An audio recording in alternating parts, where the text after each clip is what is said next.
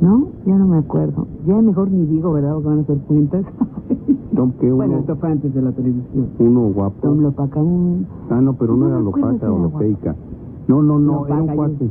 No, pero un cuate Chaparrito que... de ojo azul. ¿Chaparrito? No. Sí, chaparrito de ojo azul. Pero había otro altote de bigote que le encantaba a la excompañera. No, ¿y salía en la misma serie de Hawái? Era una de Hawái. Una de Hawái. Pues yo no me acuerdo de Hawái 5-0 que era y otra Intriga en Hawái creo que se llamaba. Ahora, fíjense en esto, que es muy importante. Poco importa. Los primeros cómics que llegaron a México, aunque aquí ya se hacía el Pepín y algunos otros, fueron unos cómics chilenos que se llamaban El Peneque. Y no me acuerdo qué otro, chilenos y argentinos, que eran del tamaño de un periódico y con un formato como de periódico. Y a partir de 1951-52 empezaron a llegar los cómics al estilo gringo, con un formato de tamaño carta que creo se ha reducido. Y los cómics tenían fundamentalmente una idea. No recuerdo uno que se llamaba El Halcón Negro o Los Halcones. Hacer que el público latinoamericano creyera que la guerra que los Estados Unidos estaban llevando en Corea contra el pueblo norcoreano era una guerra justificada. El fantasma del supuesto comunismo o el supuesto fantasma del comunismo, como le quieran llamar, fue exaltado, minimizado, ridiculizado o se convierte en una política de miedo gracias a los cómics, donde se pinta por primera vez a los superhombres, a los supermanes gringos, como los salvadores de la humanidad. Esto, que aparece en México en los 50, a principios exactamente de los 50, ya tenía 5 o 6 años de haberse intentado a través de las películas. En las películas de guerra de esa época, como en las películas de vaqueros, se exaltaba el poder del hombre blanco sobre las fuerzas oscuras de los asiáticos o los indígenas. Ustedes recordarán conmigo que cuando menos, hasta donde me alcanza la memoria, no hubo una sola película de vaqueros donde ganaran los indios. Es decir, los indígenas en territorios que pertenecieron a México: Arizona, Nuevo México, Texas, California, que conforman lo que aquellos llaman el oeste norteamericano, fueron conquistadas masacrando a grupos de indígenas, igualito que ahora en Axel. Que el mejor indio era el indio muerto. Pues, a nuestros hermanos mexicanos, entonces lo eran mexicanos por nacionalidad, por ubicación, por origen, que fueron masacrados por los asesinos norteamericanos, que iban en conquista verdaderamente genocida de esos territorios. Se les exaltó durante años en las películas de vaqueros o de cowboys. Durante años los niños mexicanos de entonces vimos, aquellos que tuvieron la oportunidad de ir al cine y después en la televisión, cómo había la supremacía del hombre blanco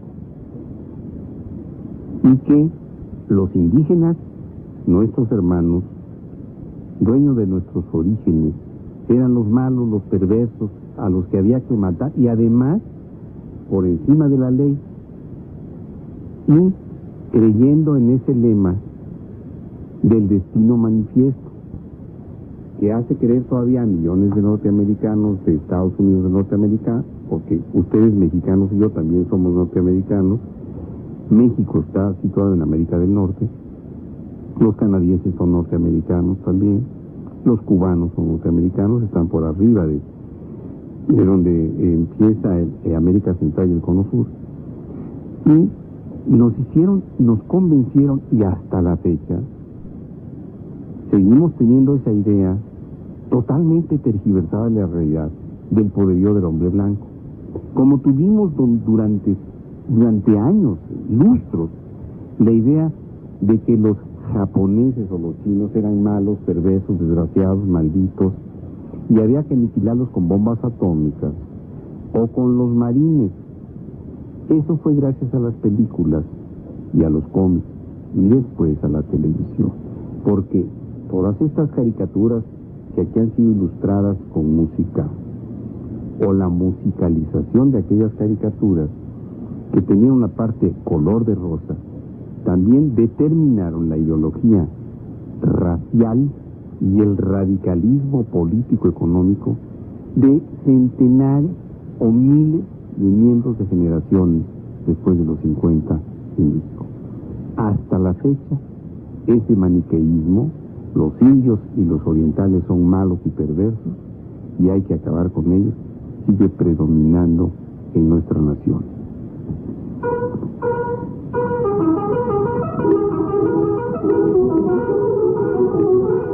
The Lone Ranger.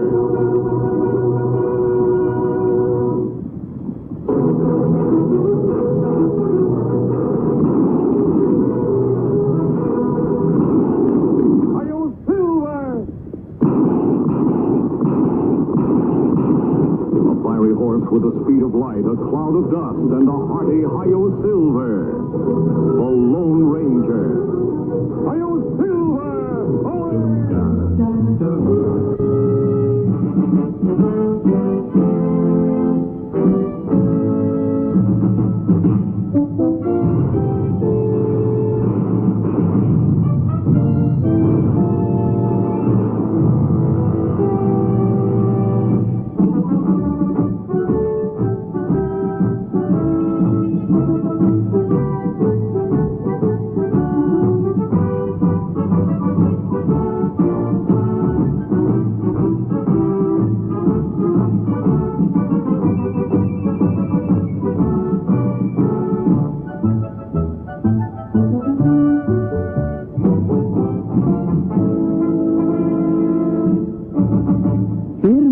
Les dijo Alberto Luca a los amigos radioescuchas que entrevistó también por las calles de la Ciudad de México y les dijo, a ver, en su opinión, ¿qué tipo de imágenes ven más frecuente en la televisión sus hijos? ¿De violencia? ¿De sexo? ¿Cuál prefiere usted que vean? Se ve más la violencia, ¿no? Pero yo no voy con ninguna de las dos, ni con la violencia ni con lo erótico, ninguna. Yo, mi hija, cuando salen esos programas en la televisión, prefiero ponerle, no sé, una película o cambiarle de canal, no.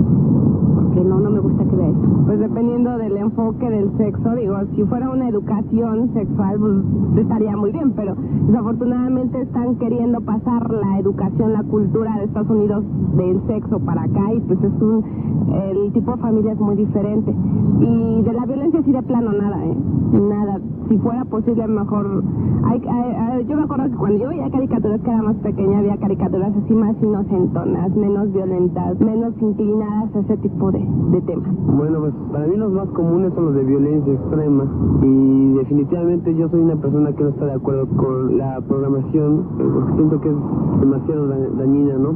Principalmente para los niños, ¿no? Tendríamos que ver otras opciones, ¿no? Fíjense que Canal 11 es uno de mis canales favoritos, ¿no? Por decirlo así, porque pues trata de enfocarse más que nada a la niñez, ¿no?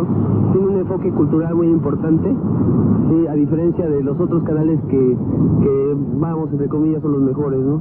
Entonces, pues invitar, ¿no? Al público, ¿no? Y principalmente a los padres, que hagan conciencia en ese sentido, ¿no? Y bueno, es muy difícil que un niño vea el 11, ¿no? Se deja llevar por la publicidad, por la imagen, ¿sí? Por los colores, todo eso no influye, ¿no?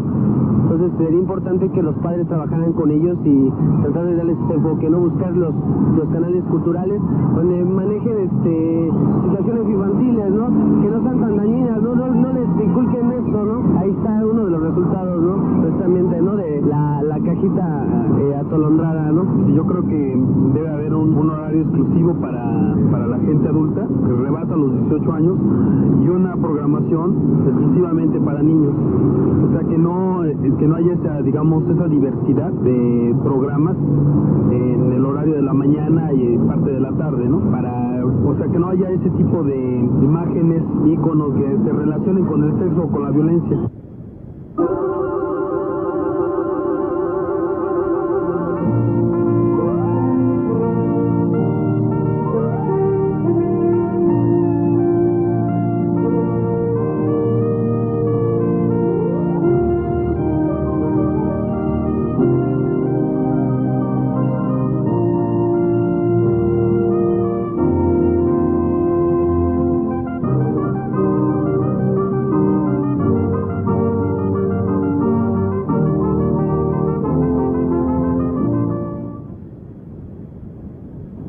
Ernesto, ¿qué agregarías a todo esto que has escuchado hasta donde vamos en el programa? ¿Has escuchado rúbricas de caricaturas? ¿Has escuchado el testimonio del público? Muy valiosos los testimonios recogidos por Alberto Luque. De Dynasty también.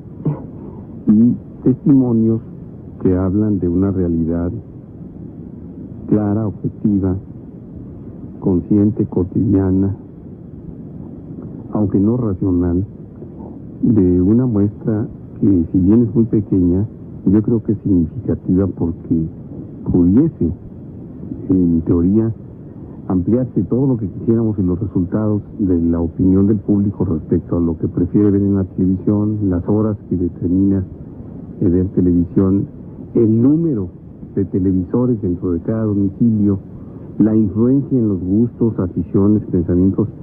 Podría ser la misma en una encuesta entre 10, entre 1,000, 10,000, 100,000, 10 millones. No variaría significativamente. Sin embargo, en esta última encuesta es muy importante cómo sigue prevaleciendo una idea que se lee entre líneas, a pesar de los testimonios, yo creo, racionalizados en el momento de emitirlos por 2 o 3 de los participantes. Ah, no, yo no quiero que mis hijos vean violencia. Ah, no, pero tampoco quiero que vean sexo.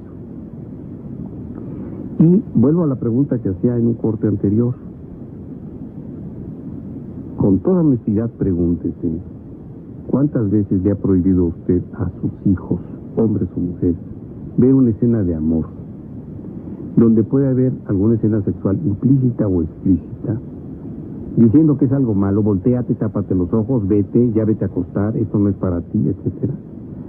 Y le permite todos los días ver formas de violencia brutales, como son los asesinatos, las guerras y sus resultados, la represión policíaca, la toma de la universidad más grande de América Latina por la policía o el ejército disfrazado de la Policía Federal, etc.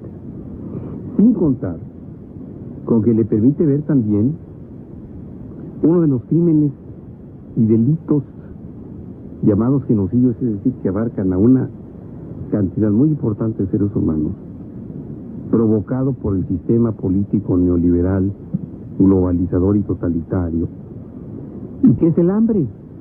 No hay forma más violenta de atentar contra los seres humanos que matarlos de hambre. Las escenas sobre países como Etiopía, otros países africanos con hambruna, todo lo que pueden ver nuestros hijos, haría exclamar a un padre: mira qué barbaridad, qué flaquitos están.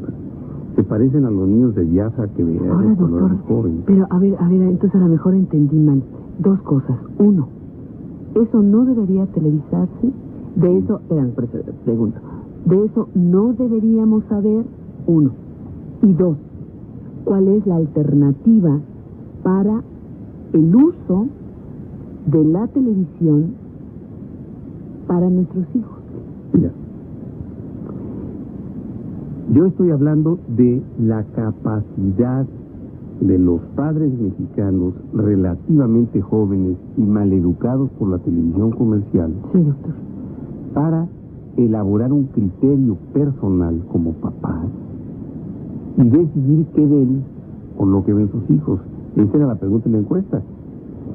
Sí, si los deja ver usted violencia o ¿Por qué sexo, no los deja ver un acto de amor?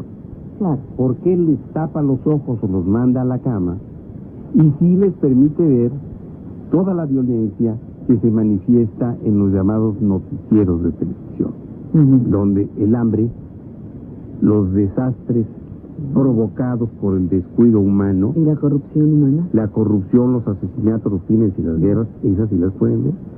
Pueden ver todas las películas de asesinatos que quieran, disfrazados de lo que sientan, o la muerte de Etiopía, poder de la como mente, o de los gringos contra los vietnamitas, o de los vaqueros contra los indios, todo lo que quieran. Pero cuidado, y ven un acto de amor o un desnudo. Claro.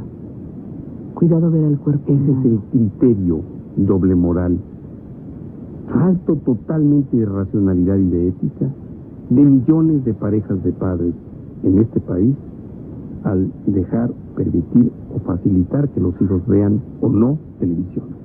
Nuestra idea no es que usted se quede con los brazos cruzados y diga, bueno, entonces hay que apagar la televisión o sacarla a la calle, como hiciera en algún momento el papá de algún amigo. No, no se trata de eso. En el siguiente corte tendremos para usted algunas ideas, algunas opciones y hasta algunos canales que se pueden disfrutar con toda confianza.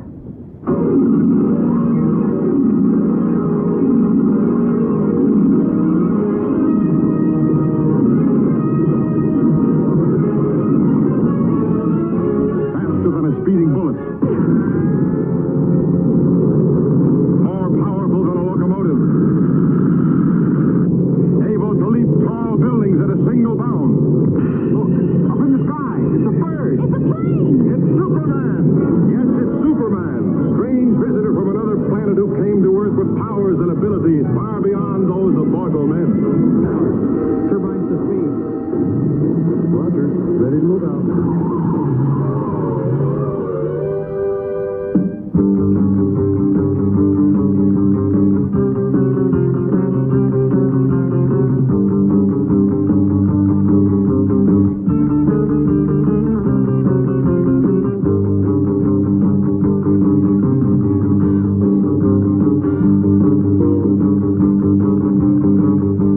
Tantos recuerdos, Batman. Oye, Tanta nostalgia, Batman. bueno, creo que falta un comentario Propuesta. acerca, nada más un comentario acerca de lo que ha significado la televisión comercial en México. Y por lo que se hace necesario el advenimiento de canales de televisión por cable, son hasta ahorita y han sido la opción de los últimos años, que muestren un aspecto de información y educación concreta, correcta, bien elaborada, bien estructurada, con una producción que puede ser nacional o internacional. Los programas de educación no tienen que ser estrictamente nacionales. Es necesario que también el universo del televidente se amplíe y conozcamos lo que sucede en nuestros países en los niveles de información, de cultura, de ciencia, de investigación, etc. Pero yo creo que uno de los fenómenos más preocupantes de la televisión comercial en México ha sido la desinformación. Si el fenómeno de información que da origen a la televisión mexicana a partir de 1951 es sumamente importante, se constituye en el verdadero cuarto poder en México durante 40 o 50 años. Este proceso maravilloso de la utilización de la televisión comercial para informar se pervierte, se prostituye, se inhibe a sí mismo, primero con la autocensura. Las televisoras comerciales, defendiendo, me imagino, los dueños, sus concesiones, no hablan de lo que puede incomodar al Estado que les otorga la concesión.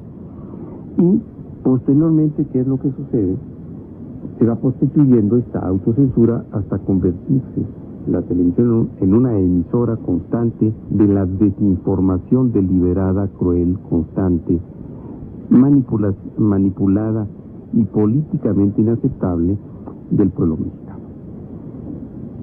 Son los desinformadores quizá los responsables de que haya una ausencia, yo siento que muy grave, de conocimiento y de criterio de la situación histórica de los últimos decenios en nuestro país. La televisión, lo mismo, que es el medio más importante para comunicar durante 50 años, también ha sido, en los últimos años sobre todo, el medio más importante para ocultar información. La forma más grave de ocultar información es desinformar. Hay los casos por todos conocidos y tiene la televisión su última oportunidad en estas elecciones para elegir presidente de la República. Y hemos visto cómo las campañas presidenciales que se usan ahora en la forma en que se usaron antes otro tipo de actos cívicos para apoyar conocer o discutir las propuestas de los candidatos, actualmente han manejado imágenes, frases, diatribas, insultos o eslogan que no informan absolutamente nada de lo que es una propuesta política. Y unido a esto, usan las noticias, sobre todo de violencia, criminalidad, aplicación buena o mala de la ley, para nulificar, contrarrestar, atacar a los programas políticos del partido de la oposición, en actos de malabarismo informativo que hacen que los mexicanos crean lo increíble, que sean capaces de tragar ruedas de molino y las quisieran. El hacer de los campeones de la corrupción los héroes de la impunidad ha sido una tarea que la televisión comercial mexicana ha cumplido con creces.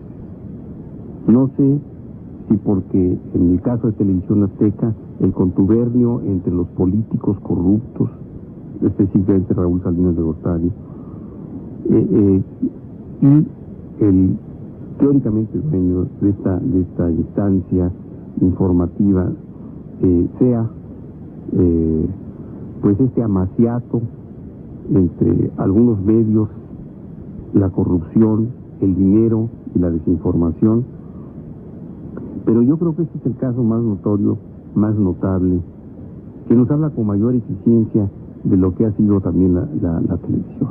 Afortunadamente, repito, y no me cansaré de decirlo, este medio maravilloso cuenta ya con la televisión por cable. Y los mexicanos cuentan ya en mucho con la información por la red. Nada más, déjame decirte algo que podría ser complementario a lo que estás diciendo, Ernesto. Porque no hablas de otra parte que es fundamental para nosotros. No todo es la información y no todo es la información política. El mexicano necesita, y el mundo entero necesitamos programas de otro tipo. No necesariamente le decimos cultural a lo que no es comercial, quizá nada más por una identificación. Se requieren programas para la población infantil. No hay programas atractivos para jóvenes inteligentes. Hay para la enajenación, hay para la imitación absurda, pero cabría destacar aquí, muy importante, los programas para la salud en general, los programas para el entretenimiento saludable y enriquecedor, el trabajo en materia documental, en rescate cinematográfico, en materia de inventos, en materia de, hasta de cocina, que pueden y que han realizado otros canales. Por suerte no todo es ni Televisa ni Televisión Azteca, por suerte. Está Canal 11, que muy dignamente ha ido avanzando pianito en su programación, que nos ofrece distintas alternativas, se ha animado a arriesgar. Canal 22, como lo mencionaste hace rato, quizá no del todo, pero también con un nivel y un reconocimiento por su programación a nivel internacional. Canal 40, bueno, pues ya fue absorbido por Televisión Azteca. Viene ya por ahí los canales fuera del Distrito Federal, que también cumplen una labor muy importante, y de cable también hay mucha basura, Ernesto Lamoglia, mucha porquería, pero también una que otra alternativa para el televidente mexicano.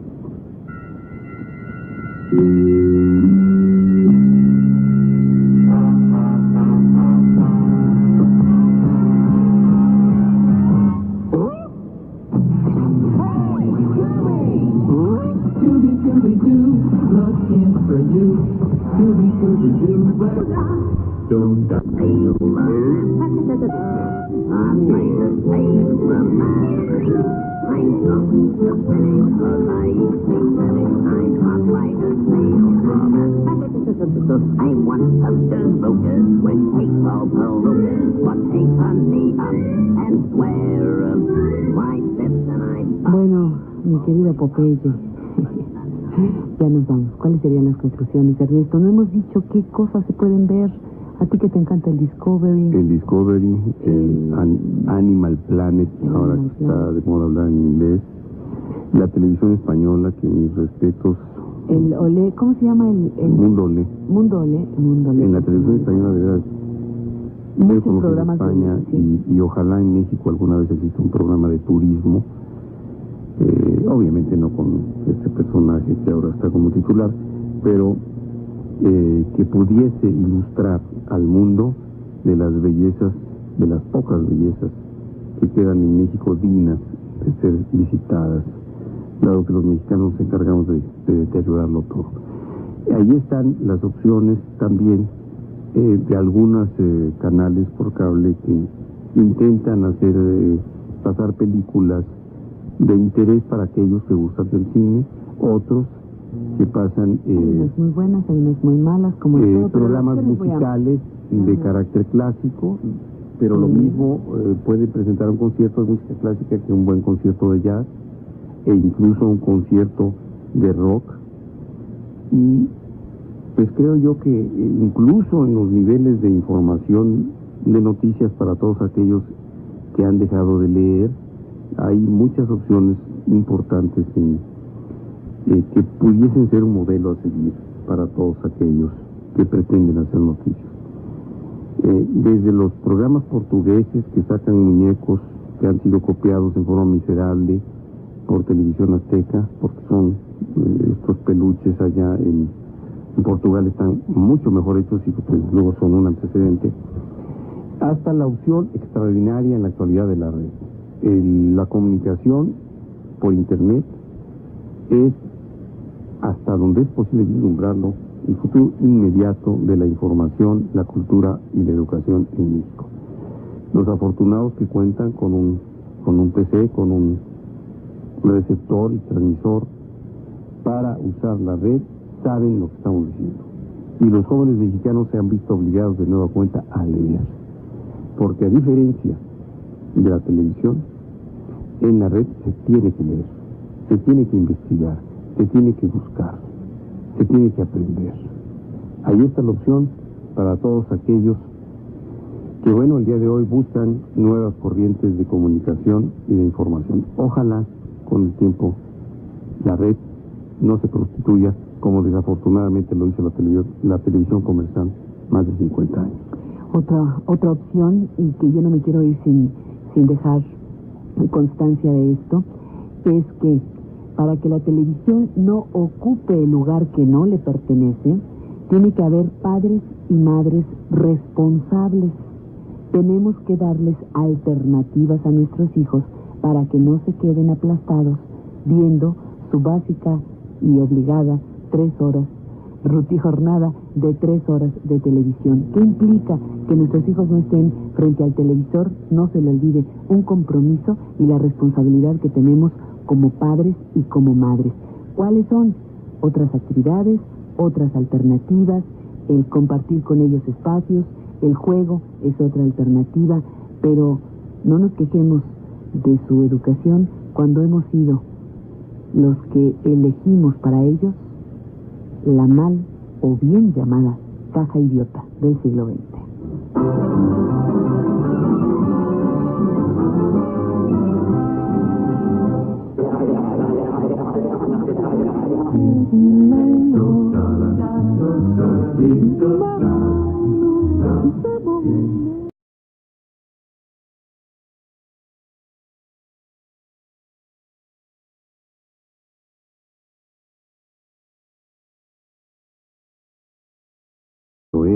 Eran mexicanos por nacionalidad, por ubicación, por origen, que fueron masacrados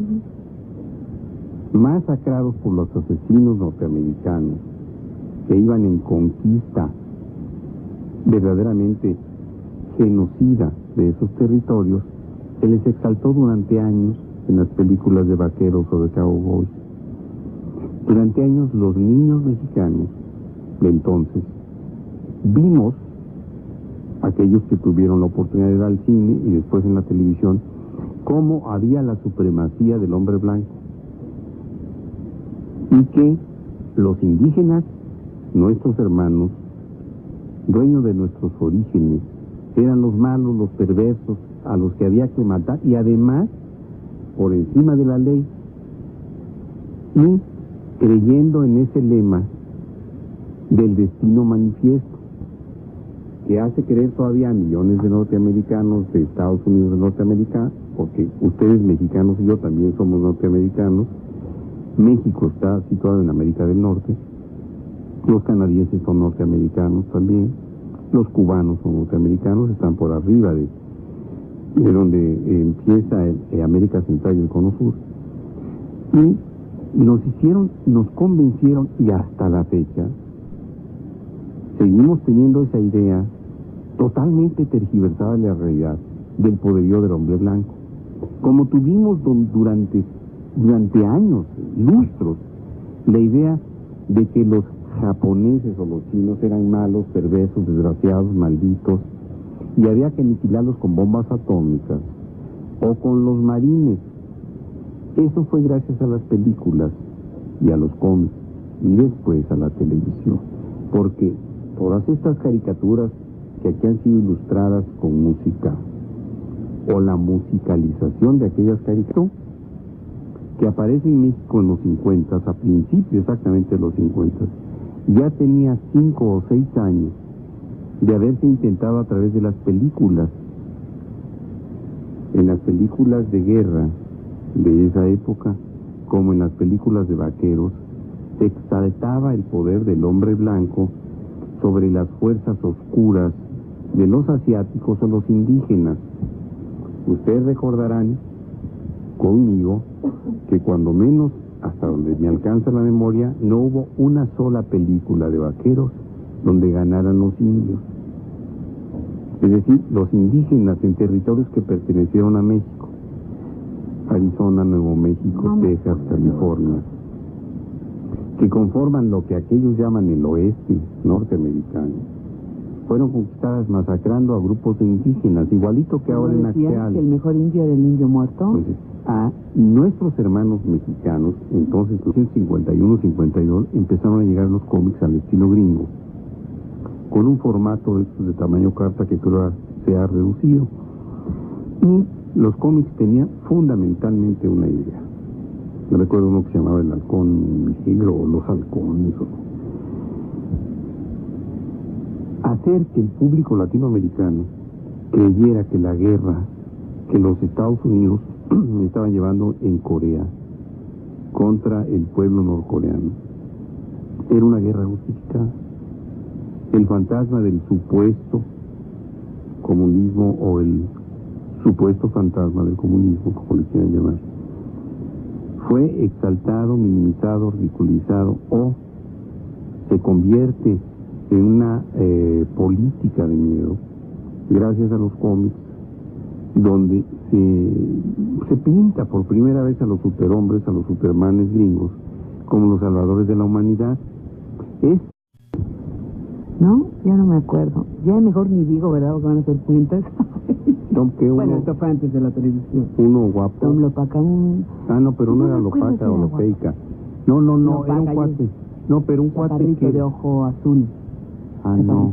Sí, chaparrito de ojo azul. Pues pero había otro altote de bigote que le encantaba a la excompañera. ¿Y salía en la misma serie de Hawái? Era una de Hawái. Una de Hawái. Pues yo no me acuerdo, Hawái 5-0 que era y otra Intriga en Hawái, creo que llamaba. Ahora, fíjense en esto, que es muy importante. Poco importa. Los primeros cómics que llegaron a México, aunque aquí ya se hacía el Pepín y algunos otros, fueron unos cómics chilenos que se llamaban El Peneque, y no me acuerdo qué otro, chilenos y argentinos, que eran del tamaño de un periódico y con un formato como de periódico. Y a partir de